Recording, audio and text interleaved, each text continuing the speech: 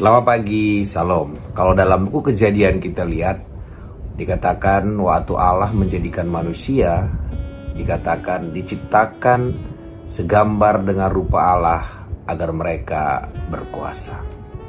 Jadi, rencana Allah dari awal kepada kita hanya satu, supaya kita berkuasa. Berkuasa atas ikan-ikan di laut, bahkan dikatakan berkuasa atas seluruh bumi.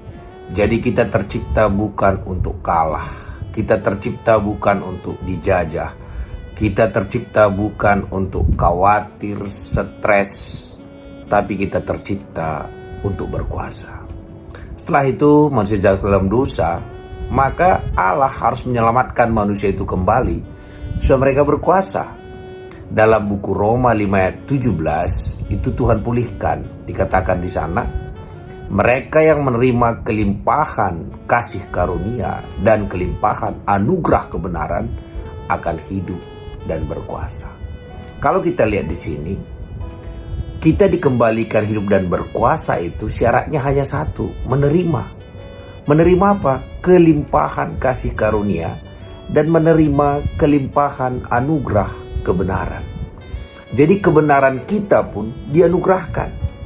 Jadi kalau kita merasa kekurangan sesuatu, kita menerima kelimpahan kasih karunia. Kalau kita lihat kemarin, bahwa damai sejahtera itu pun berasal dari Tuhan. Kita tinggal terima. Jadi kalau kita merasa hidup kita hari ini tertekan, stres, atau banyak sekali kita merasa kita kalah, obatnya adalah kita menerima kasih karunia Allah. Kalau kita merasa kita kalah dalam keuangan, terima kelimpahan keuangan dari Allah. Kalau kita merasa kita kurang bersuka cita, ya minta kelimpahan sukacita dari Allah. Kalau kita merasa kita bersalah, minta anugerah kebenaran.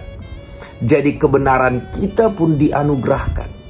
Dan waktu kita kelimpahan dari semuanya itu, maka dikatakan kita akan hidup dan kita berkuasa. Jadi kalau hari ini kita merasa tidak hidup, kita merasa kalah, kita merasa terbeban, berat sekali hidup kita kurang menerima saja. Jadi apa yang perlu kita lakukan? Menerima.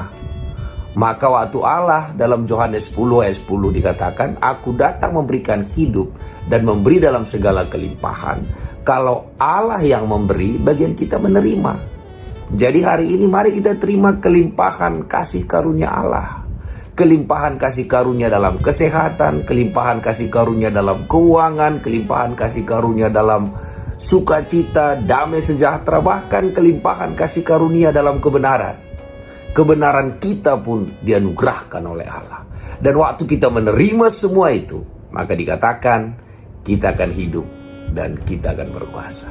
Pagi ini siapkan waktu kita menerima segala kelimpahan dari Allah kita. Terpujilah nama Tuhan. Amin.